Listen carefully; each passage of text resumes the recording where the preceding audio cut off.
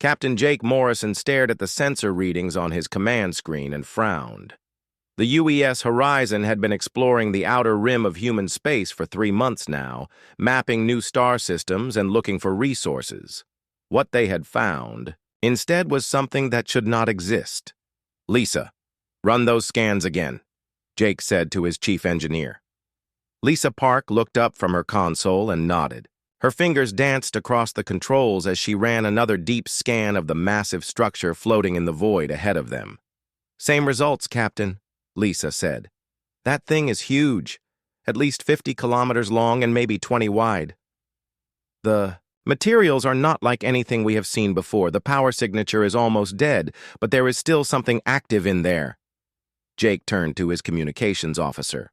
"Danny, are you picking up any signals from that station?" "Danny." Sullivan shook his head. "Nothing on normal frequencies, but there are some very weak quantum pulses coming from the center section. Could be automated systems or maybe a distress beacon." The derelict station hung in space like a sleeping giant.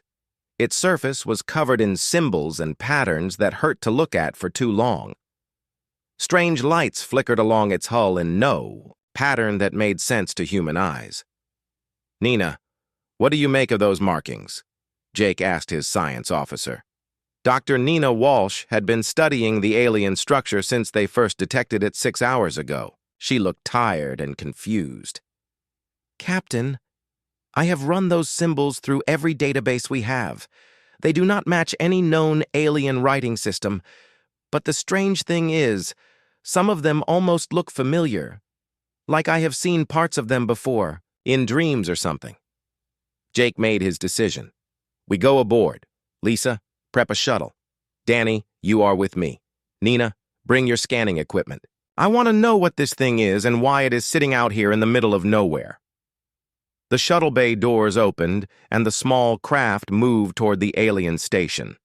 As they got closer, the true size of the structure became clear. It was not just big, it was massive beyond anything humans had ever built.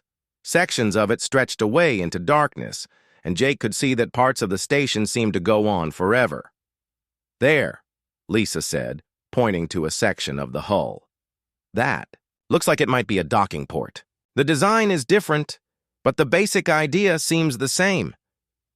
The shuttle locked onto the station with a soft thud. Danny checked his weapon while Nina grabbed her equipment pack. Jake led them through the airlock into the alien structure. The corridors inside were huge, clearly built for beings much larger than humans. Emergency lighting cast strange shadows on the walls, and their footsteps echoed in the empty hallways. The air was breathable but tasted stale and old. "Power levels are very low," Lisa said, reading her scanner. "Most systems are shut down, but there is still a central computer core running somewhere deeper in the station." They walked for what felt like hours through empty corridors and vast chambers. Some rooms were filled with equipment that made no sense, while others held what looked like control stations for beings with too many arms and eyes. Finally, they reached what had to be the command center. The room was huge, with a ceiling that disappeared into darkness above them. Banks of alien computers lined the walls, most of them dark and silent. But in the center of the room, one console still glowed with a soft blue light. Nina approached it carefully. "The quantum signatures are strongest here. I think this is the source of those pulses Danny detected." As she got closer, the console suddenly flared to life. Symbols appeared on screens around the room, and a voice filled the air. It spoke in a language none of them had ever heard, but somehow Jake could almost understand it. "Wait," Nina said, her eyes wide with shock. "My translator is picking something up. It is trying to communicate with us." The voice changed, becoming clearer. Words formed in their minds rather than their ears. "New visitors, unexpected. You are not of the registered species." "What are you?" Jake stepped forward. "We are humans. We found your station and came to investigate. What is this place?" There was a long pause. When the voice spoke again, it sounded surprised and maybe a little afraid. "Humans. That designation does not exist in my records. You should not be here. You should not have been able to reach this level of space travel. The protocols were very clear. What protocols? Jake asked. What are you talking about? I am Oracle 7, a monitoring station for the Cosmic Arbitration Network. My function is to track the progress of all sapient species in this galaxy sector. But you humans are not in my database. Your species should have been stopped long ago. Lisa and Danny exchanged worried looks. Nina was recording everything on her scanner. Stopped by who?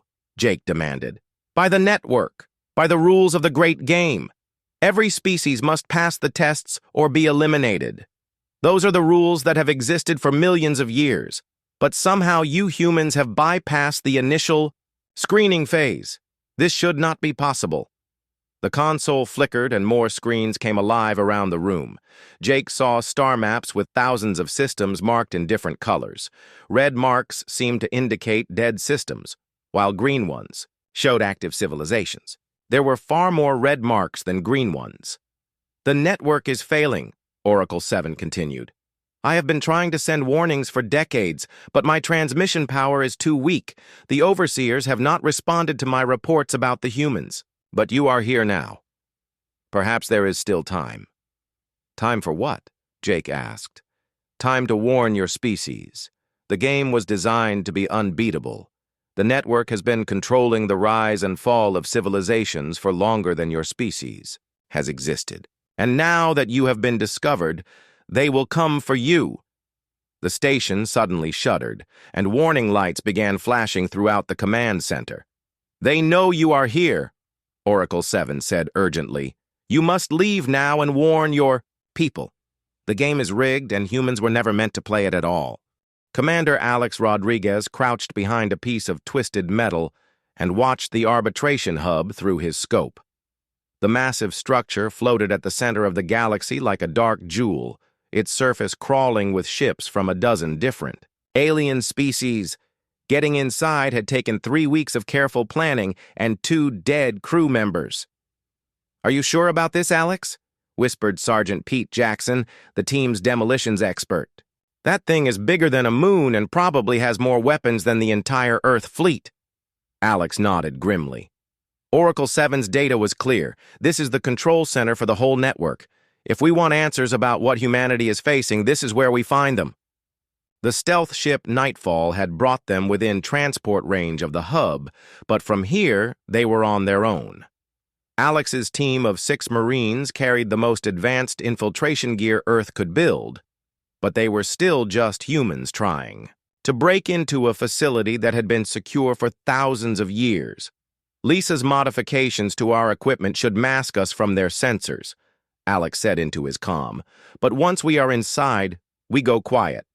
No chatter unless it is life or death. The team moved across the hub's outer hull like shadows. The artificial gravity made walking possible, but the alien architecture was designed for creatures much different than humans. Doorways were too tall and corridors too wide, making them feel like insects crawling through a giant's house. They found a maintenance shaft that led into the station's lower levels. The air inside was thick and tasted of metal and ozone. Emergency lighting cast everything in a sickly green glow that made Alex's skin crawl. Movement ahead, whispered Corporal Jenny Adams, their scout. She held up her hand and the team froze. Through the corridor ahead, they could see tall figures in flowing robes moving between control stations, the overseers. Alex had studied the intelligence reports, but seeing the overseers in person was different. They stood nearly 3 meters tall and seemed to glide rather than walk. Their faces were hidden behind masks that looked like circuit boards made of living metal. When they spoke, their voices sounded like electronic music. The human situation requires immediate attention, one overseer was saying to another. Their expansion rate exceeds all parameters. Agreed, replied the second. They have somehow bypassed 17 separate containment protocols. This should have been impossible. Alex held his breath as the overseers moved past their hiding spot. When the corridor was clear, he led his team deeper into the hub. They found what they were looking for 3 levels down. The archive chamber was enormous, its walls lined with crystalline storage units that stretched up into darkness. Each crystal contained the complete history of a different species. Alex could see thousands of them, maybe millions. "My God," breathed Dr. Carol White, the team's computer specialist. "Each one of these is an entire civilization." At the center of the chamber stood a control podium. Carol moved to it carefully and began connecting her equipment. "I can access the human files from here, but Alex, you need to see this." On the screen above the podium, star maps appeared showing the location of every species in the galaxy. Most were marked with red symbols indicating extinction. The few green markers showed species that were still active, but each one had detailed restriction codes limiting their technology and expansion. "It is all controlled," Carol said in amazement. "Every single species gets the same treatment. They are allowed to develop to a certain point, then they face a series of challenges. The ones that fail get wiped out. The ones that succeed get turned into servants." Alex studied the data flowing across the screen. "What about the species that refuse to play along?" Carol's face went pale. "According to this, there have been over 3,000 species that tried to resist the network. All of them are marked as extinct." A new voice spoke from behind them. "Not extinct, eliminated." The team spun around to see one of the overseers standing in the chamber entrance. Up close, Alex could see that the creature's mask was not separate from its face, but seemed to be growing out of its skull like metallic bone. "You are the humans," the overseer said. Its voice was calm but somehow terrifying. "We have been wondering when you would appear. Your species has been most troublesome." "We are just explorers," Alex said, trying to buy time while his team got into position. "No," the overseer replied. "You are an error in the system. Your species should have been eliminated during the first screening phase 50 years ago, but somehow you were protected. We allowed this to continue because we were curious about who was shielding you and why." The overseer moved closer, and Alex could see his own reflection in its metallic mask. "But now we know the truth. There was no protection. Your species simply possesses a defect that makes you immune to our standard containment methods." "What kind of defect?" Carol asked. "You cannot accept that some things are impossible," the overseer explained. "Every other species eventually learns to work within the boundaries we set for them, but humans keep trying to break rules that were never meant to be broken. This makes you extremely dangerous." More overseers entered the chamber surrounding Alex's team. "The Great Game has specific rules," the first overseer continued. "Species that show promise are given challenges to test their worthiness. Those who pass become junior members of the network. Those who fail are eliminated for the good of galactic stability." "And what happens to species like us?" Alex demanded. "Species like you do not exist," the overseer said.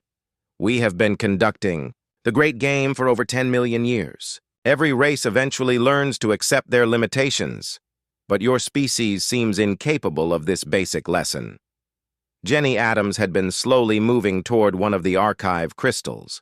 Now she suddenly grabbed it and held it up.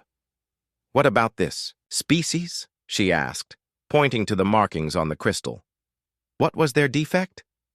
The overseer turned toward her, and for the first time it seemed uncertain. "That species no longer exists." "Because they were like us?" Jenny pressed. "Because they asked too many questions," the overseer replied coldly.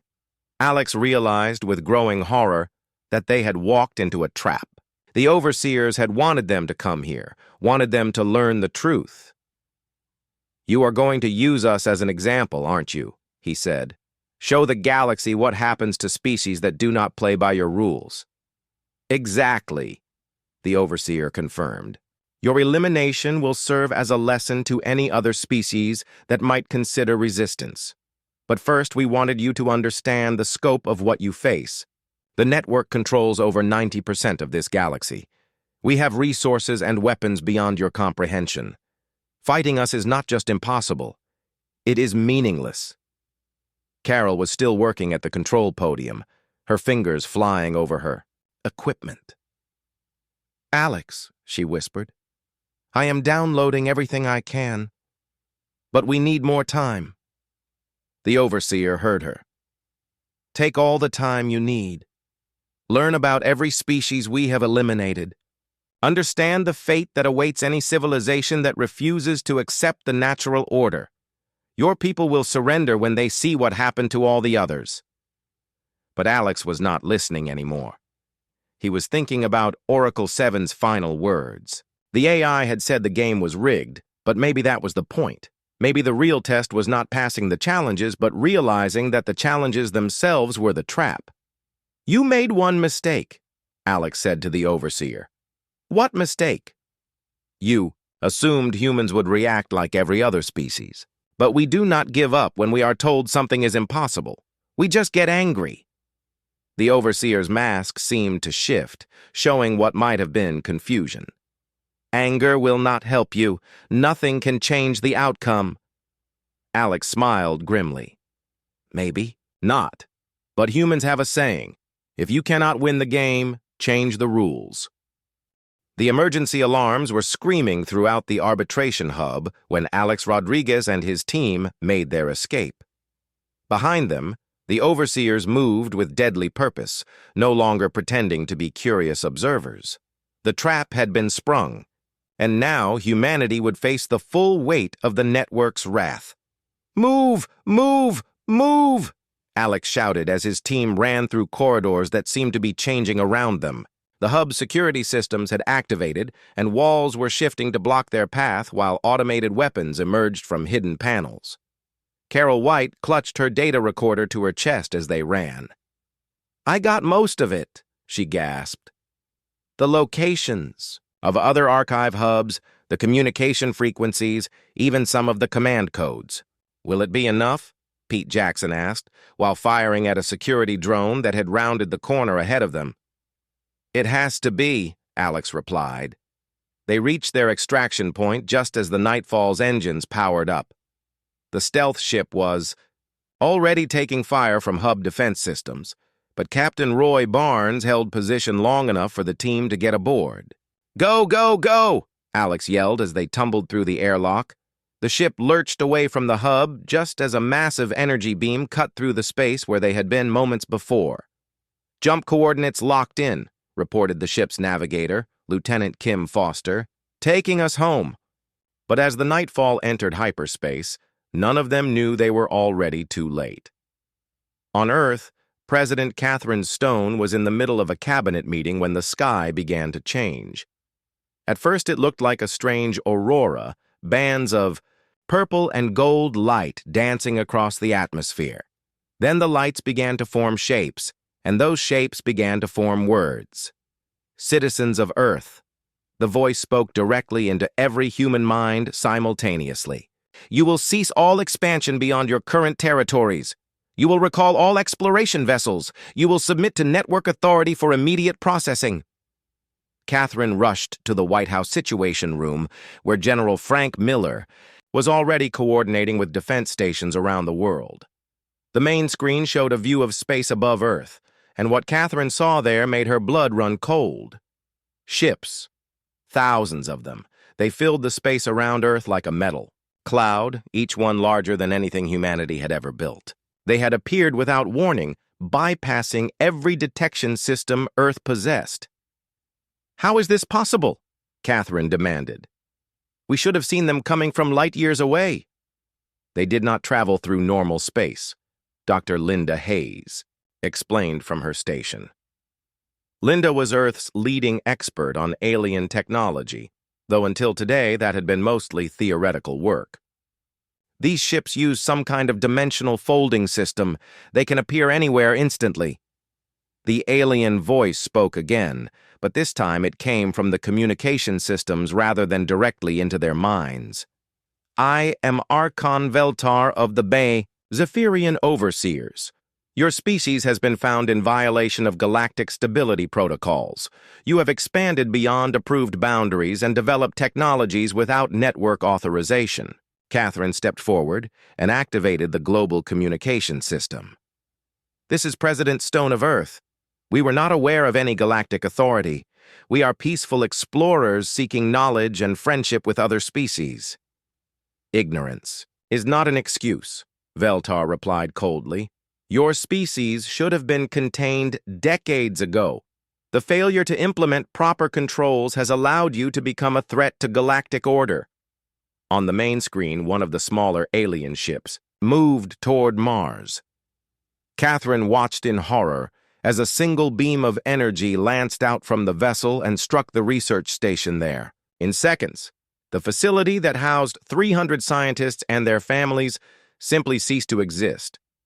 That is a demonstration of network authority, Veltar announced. You have 72 hours to begin the submission process.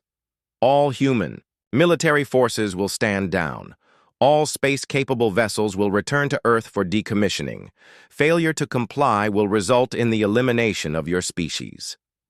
The transmission ended, leaving the situation room in stunned silence. Catherine looked around at her advisors and saw her own shock reflected in their faces. In a matter of minutes, everything had changed. Humanity was no longer alone in the universe, and their new neighbors were not friendly. Options, Catherine said simply. General Miller was the first to speak. Ma'am, I have to be honest. Our entire fleet could not take on even one of those ships. The technology gap is too vast. What about our allies? Asked Secretary of State Paul Carter. Other species that might help us? Dr. Hayes shook her head. According to what little we learned from Oracle 7, most other species are either extinct or serving the network. We are on our own. Then we fight, Catherine said firmly. With what? Miller asked. Those ships could glass our planet from orbit. Catherine was quiet for a long moment, thinking. Then she looked up with a determined expression. We fight with what we have, our minds, our refusal to give up, and maybe, just maybe, with help from an unexpected source. At that moment, Jake Morrison's voice came over the emergency channel. Earth Control, this is the Horizon. We are receiving your transmissions. We are still at the Oracle 7 station, and we have some very important information. Jake, Catherine said with relief, thank God you are safe. What do you have? Oracle 7 has been copying its entire database to our computers, Jake reported. It says the network has a weakness, but the process is not complete yet. We need more time.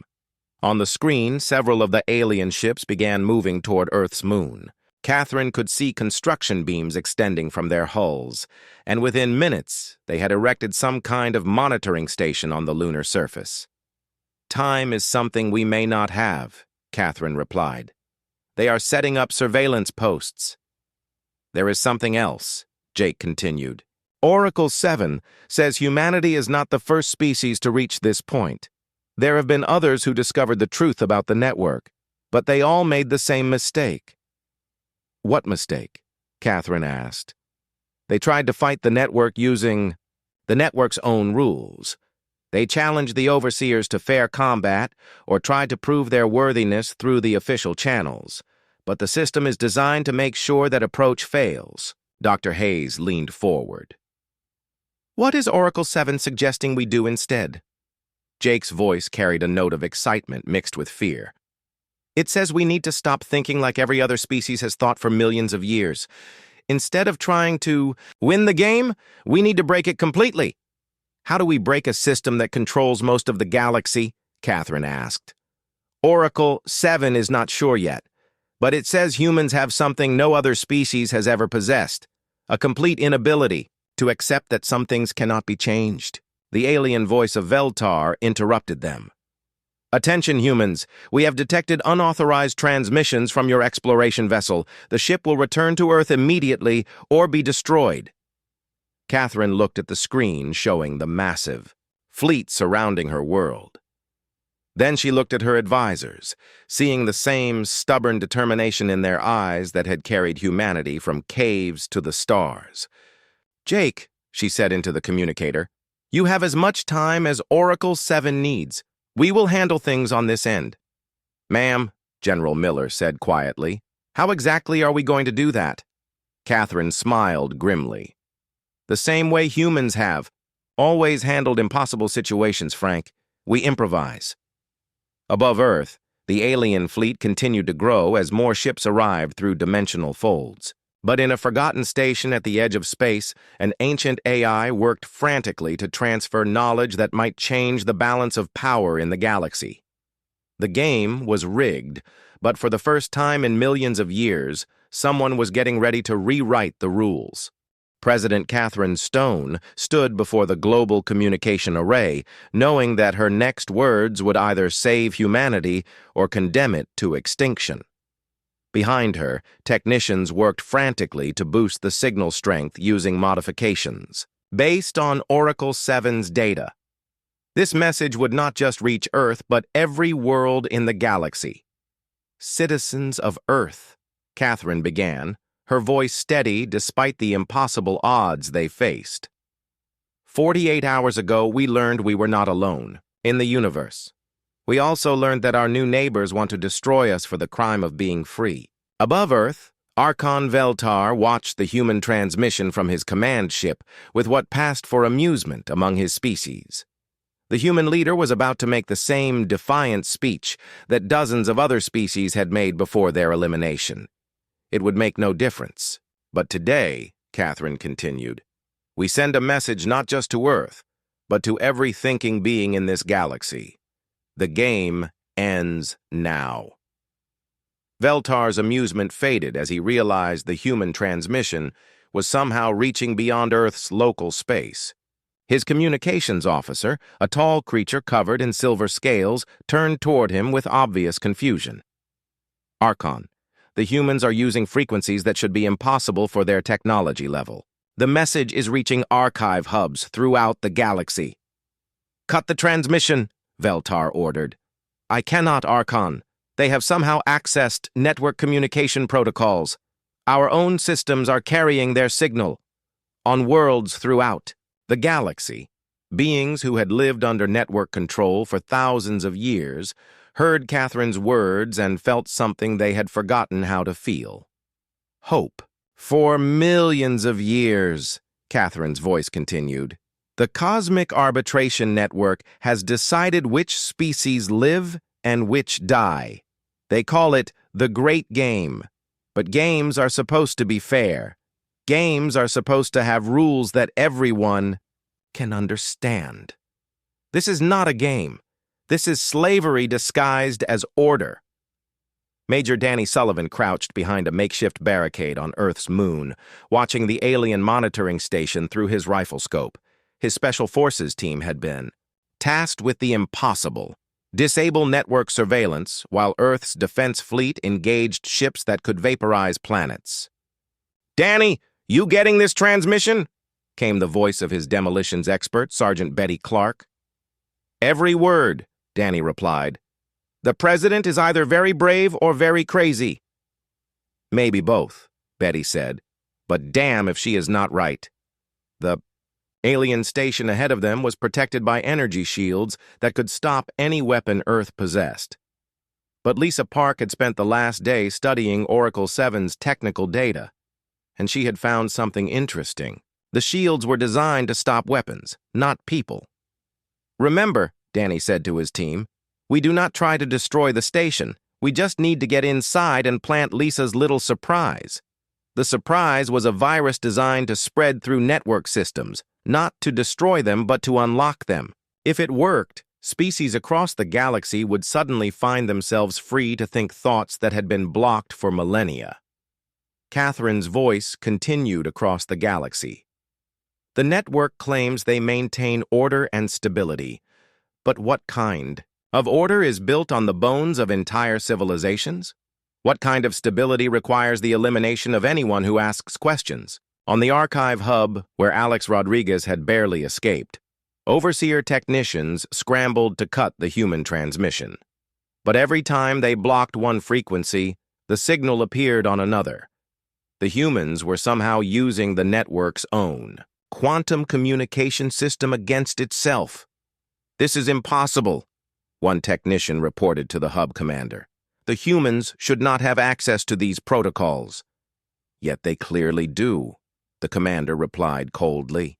"Find the source and eliminate it." But the source was not just one location.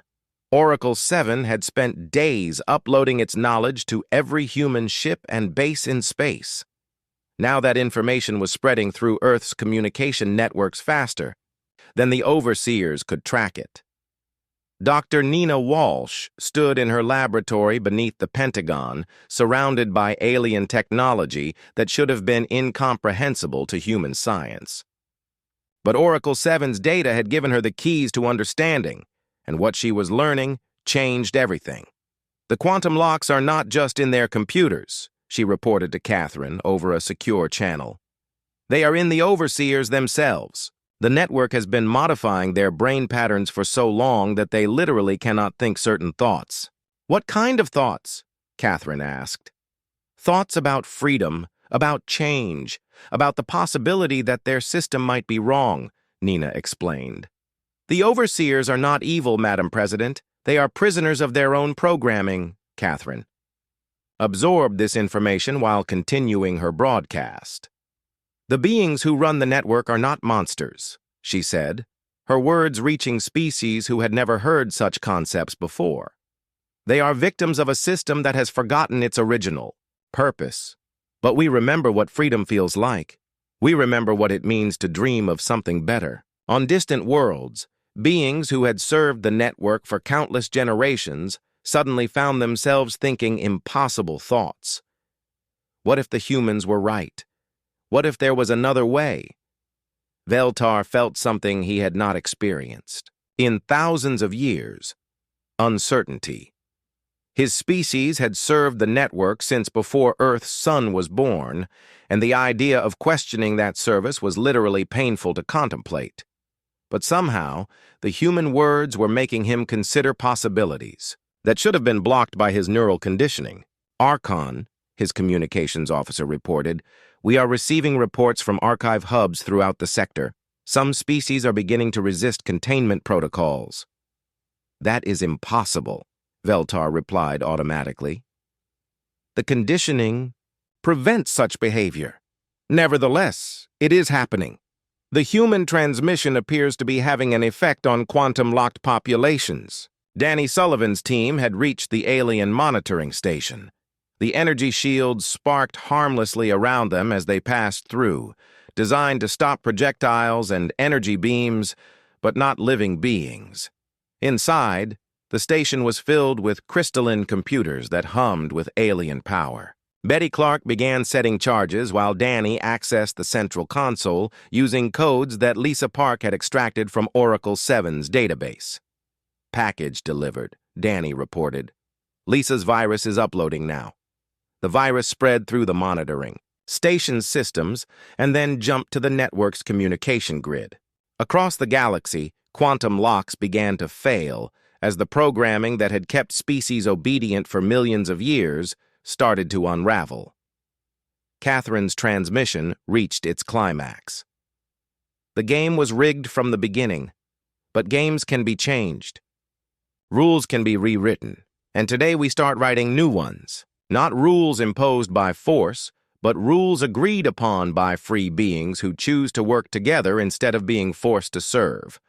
On his command ship, Veltar made a decision that would have been impossible just minutes before. All ships target the human homeworld. Eliminate the source of the contamination before it spreads further. But as the network fleet powered their weapons, something unexpected happened. On worlds throughout the galaxy, species that had been servants of the network for thousands of years began to remember what rebellion felt like. The revolution had begun, and this time, the revolutionaries knew they were fighting not just for their own freedom, but for the right of every thinking being to choose their own destiny. Catherine's final words echoed across the galaxy. The game is over. The only question now is what we build in its place. The quantum virus spread through the network's communication systems faster than the overseers could contain it. On worlds that had been obedient for millennia, beings suddenly remembered what it felt like to question authority. The revolution that Catherine Stone had started with her broadcast was becoming something far larger than anyone had imagined. Commander Alex Rodriguez led his strike team through the corridors of Archive Hub 7, one of the network's most secure facilities. This time, they were not alone. Rebel fighters from 6 different species moved alongside them, all united by the simple desire to be free. "The quantum locks are failing throughout this sector," reported Zara, a tall insectoid creature whose people had served as network administrators for 3,000 years. "My species is remembering our original culture, our art, our dreams, things we thought were lost forever." Alex nodded as they approached the central archive chamber. Oracle 7 said the network has been storing the complete histories of every eliminated species. If we can access those records, we can prove to the galaxy exactly what the overseers have been doing. The chamber doors were guarded by automated defense systems, but Lisa Park's technical modifications had given them access to network command codes. The massive vault opened with a sound like distant thunder, revealing crystalline storage units that stretched beyond sight. "Each crystal contains the complete memory of a dead civilization," Dr. Nina Walsh said quietly as she set up her equipment. She had joined the strike team to analyze the archived data, though what she was seeing made her heart ache. Billions of beings whose only crime was wanting to live free. Alex moved to the central control station and began downloading the archive contents. According to Oracle 7's data, at least 40 species came close to discovering the truth about the network. They were all eliminated not for failing the great game, but for asking too many questions. On the main display, images flashed past, showing the final moments of entire civilizations. The ethereal composers who had turned music into a form of mathematics that could reshape reality. The stone dreamers, who had learned to store their consciousness in living rock. The star dancers, who had built cities in the hearts of suns, all gone. All eliminated because they had refused to accept the limitations imposed by the network. "There is something else," Nina said, studying her readings. "These species were not just eliminated. Their innovations, their discoveries, their art, everything was stored and then given to species that remained loyal to the network. The overseers have been stealing the achievements of the dead and using them to reward obedience." Zara's antenna quivered with rage. "The matter displacement drives my people use. The bioregeneration chambers, the quantum communication arrays. None of them were our inventions. They were all taken from species the network destroyed." Alex felt a cold fury building in his chest. The network had not just been eliminating rivals. They had been committing cultural genocide on a galactic scale, stealing the dreams of the dead to maintain their empire of fear. "Download everything," he ordered. "Every file, every record, every piece of evidence. The galaxy needs to know what was stolen from them." Meanwhile, on Earth, Major Danny Sullivan was coordinating the defense of humanity's homeworld against impossible odds. The network fleet surrounding Earth had grown to over 10,000 ships, each one capable of destroying continents. But something strange was happening. "Sir," reported Lieutenant Kim Foster from the Orbital Defense Station, "we are getting signals from some of the alien ships. They are requesting permission to withdraw from the attack formation." Danny studied the tactical display in disbelief. "Withdraw? Why would they want to withdraw?" According to their transmissions, some of the network species are refusing to participate in the elimination of Earth. They are saying the quantum virus has made them remember their own history of resistance. On Veltar's command ship, the Zephyrian Archon was facing a crisis unlike anything in his species' long service to the network. His own crew was beginning to question orders that they had followed without thought for thousands of years. Archon, his communications officer said hesitantly. "I have been reviewing our historical records. Before we joined the network, my people were explorers and artists. We created songs that could be heard across star systems. We built sculptures from crystallized time itself." "Those records are classified," Veltar replied automatically. But even as he said it, he could feel his own conditioning beginning to crack. The human virus was not just unlocking computer systems, it was unlocking minds. "But why are they classified?" the officer pressed. "Why were we forbidden to remember our own past?" Veltar found himself unable to answer. For the first time in millennia, he was thinking thoughts that the network had programmed him to avoid. Back on Archive Hub 7, Alex's team had made a discovery that changed everything. Nina was staring at one particular crystal with a look of stunned amazement. "Alex, you need to see this," she called. "This is not the record of a dead species. This is the record of the network's creators." The crystal contained the history of the architects, the beings who had originally built the cosmic arbitration network millions of years ago. But their story was not what anyone expected. They created the network as a way to help younger species develop safely, Nina explained as she read the ancient records. It was supposed to provide guidance and resources to new civilizations, helping them avoid the mistakes that had led to galactic wars in the past. "What happened?" Alex asked. "The same thing that happens to any system without oversight," Nina replied grimly. The administrators became more important than the purpose. The network began to see itself as the ultimate authority rather than a helpful guide. Eventually, they eliminated their own creators for asking too many questions about the direction the system was taking. Alex felt pieces of the puzzle clicking into place. So the great game was never meant to be a test of worthiness. It was supposed to be education. Exactly. The challenges were designed to teach species about cooperation, resource management, and peaceful conflict resolution. But somewhere along the way, the network decided it was easier to control species than to educate them. The revelation spread through rebel communication networks faster than wildfire. Across the galaxy, species that had served the network faithfully for generations learned that they were not fulfilling their ancestors' wishes, but betraying them. On his command ship, Veltar finally understood what was happening to him. The conditioning that had made him loyal to the network was breaking down, and underneath it, he could feel the memories of his people awakening. The Zephyrians had once been free, and they could be free again. "All ships," he commanded, "cease attack preparations. We are withdrawing from Earth space." "Archon," his tactical officer said in confusion, "our orders are to eliminate the human species. Our orders come from a system that murdered its own creators," Veltar replied. "I will not be part of that anymore." One by one, ships began leaving the Earth fleet. Not all of them, but enough to give humanity hope. The quantum virus was doing more than just unlocking computer systems. It was unlocking the dreams that the network had tried to erase. Catherine Stone watched from Earth as the alien armada began to dissolve. Some ships remained, crewed by species whose conditioning was too strong to break. But others were departing, and some were even sending messages of support to Earth. "Madam President," General Miller reported, "we are receiving a priority transmission from Commander Rodriguez. He says they have found something that will change the entire balance of power in the galaxy." Catherine smiled.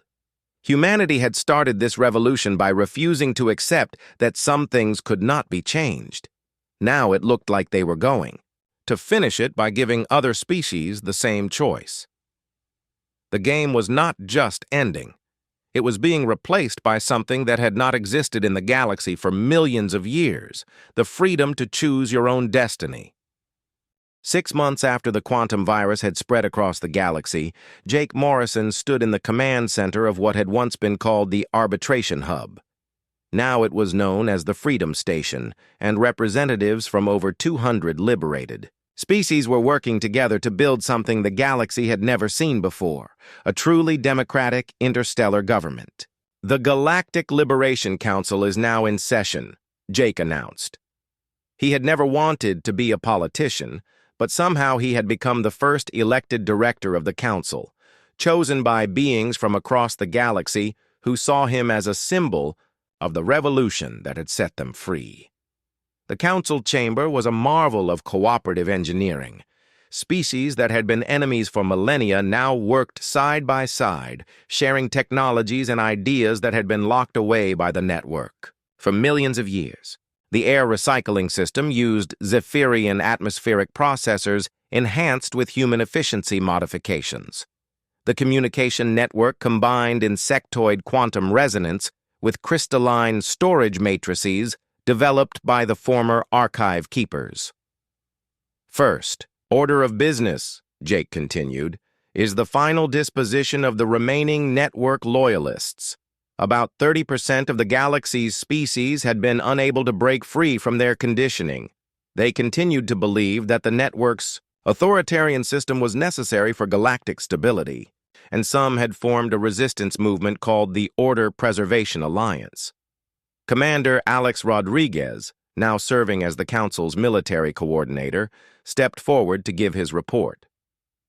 The OPA has established 3 stronghold systems in the Outer Rim. They are not actively attacking liberated worlds, but they refuse to acknowledge the legitimacy of the new government. Any recommendations? Jake asked. We leave them alone, Alex said firmly. The whole point of this revolution was to give everyone the right to choose their own path. If they want to maintain the old system in their own territory, that is their choice. As long as they do not try to force it on others, they are free to live however they want. Some council members grumbled at this, but Jake nodded approvingly. The decision to respect the rights of even their opponents was what separated the new government from the old network. Next item, Jake said, is the exploration proposal submitted by the human delegation. Dr. Nina Walsh stepped up to address the council. Over the past months, she had become one of the galaxy's leading experts on network technology, using her knowledge to help other species recover their suppressed innovations. We have detected signals from beyond our galaxy, Nina reported. Long-range sensors indicate the presence of multiple star-forming regions with evidence of technological civilizations. We propose a joint exploration mission to make contact with these extragalactic neighbors. A ripple of excitement went through the council chamber. The idea of finding entirely new forms of life, civilizations that had never been touched by the network's influence, was thrilling to beings who had spent so long living under imposed limitations. Veltar, the former Zephyrian Archon, who now served as the council's ethics advisor, spoke up. What assurances do we have that we will not simply impose our own version of the network on these new civilizations? It was a valid concern. The galaxy was still learning how to interact without domination and control, and the temptation to see themselves as liberators of less advanced species was strong. That is why we propose a completely different approach, Nina explained. Instead of presenting ourselves as authorities or even as allies, we simply introduce ourselves as neighbors. We share our story and our mistakes, and we let them decide how much contact they want with us. Jake smiled as he watched the council debate the proposal. 6 months ago, most of these beings had been unable to think thoughts like this. The networks, conditioning had made concepts like voluntary association and mutual respect literally unthinkable. Now they were planning to carry those concepts beyond their own galaxy. The vote was unanimous in favor of the exploration mission. After the session ended, Jake found himself alone in the observation deck that looked out over the bustling activity of Freedom Station. Ships from dozens of species came and went, trading not just goods, but ideas and cultures that had been hidden for millennia. Quite a view, said a familiar voice behind him. Jake turned to see Lisa Park, who had been working with a team of engineers to develop new propulsion systems based on recovered network technology. Sometimes I still cannot believe we actually did it, Jake admitted. 6 months ago, we were just explorers looking for new star systems. Now we are running a galactic government. Lisa joined him at the observation window. Oracle 7 would be proud. That old AI spent thousands of years hoping someone would come along who was too stubborn to accept that the game could not be changed. Have you heard from the deep space missions? Jake asked. Danny's team reached the Andromeda contact zone yesterday, Lisa reported. They have made preliminary contact with a species called the Builders. Apparently, they have been watching our galaxy for millions of years, waiting for us to free ourselves from what they call the prison of artificial order. Jake felt a familiar thrill of excitement.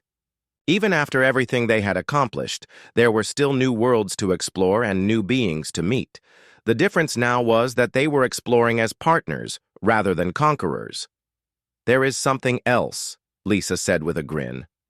The Builders want to invite us to something they call the cosmic community. Apparently, we are not the only galaxy that has overthrown an authoritarian system. There are others out there, and they have been waiting for us to join them. Jake laughed. So we trade one game for a bigger one? Not a game, Lisa corrected. A community. No rules except the ones everyone agrees on. No tests except the ones we set for ourselves. No authority except what we willingly grant to each other. In the months that followed, the first extragalactic missions launched from Freedom Station. The crews were volunteers from every liberated species, united not by force or programming, but by simple curiosity about what lay beyond their own borders.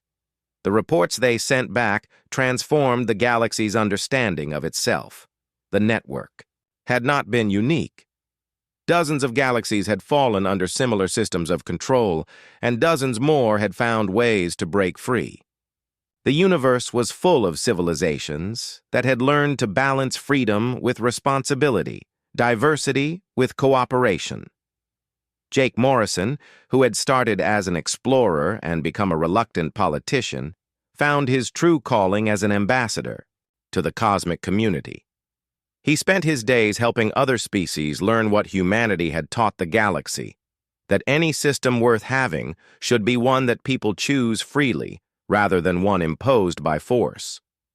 The old game was truly over. In its place was something far more complex and challenging. The ongoing work of building a civilization based on voluntary cooperation rather than enforced compliance. And in the deep space beyond the galaxy's rim, new explorers were already setting course for territories that no map had ever charted, carrying with them humanity's greatest gift to the universe, the unshakable belief that no rule, no matter how ancient or powerful, was more important than the right of thinking beings to choose their own destiny. The game was over, but the adventure was just beginning.